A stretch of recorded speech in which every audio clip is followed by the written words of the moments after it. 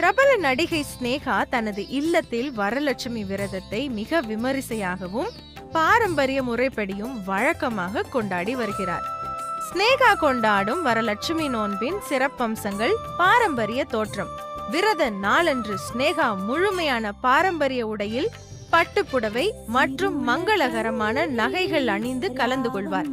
இந்த புகைப்படங்கள் சமூக வலைத்தளங்களில் வெளியாகி ரசிகர்களிடையே மிகவும் பிரபலமாகும். அம்மன் அலங்காரம்: வரலட்சுமி அம்மனுக்குரிய கலச ஸ்தாபனம், புடவை உடுத்துவது மற்றும் தங்க நகைகளால் அம்மனை அலங்கரிப்பது போன்ற அனைத்து பூஜைகள் ஏற்பாடுகளையும் அவரே சொந்தமாக நின்று ஈடுபாட்டுடன் செய்வார்.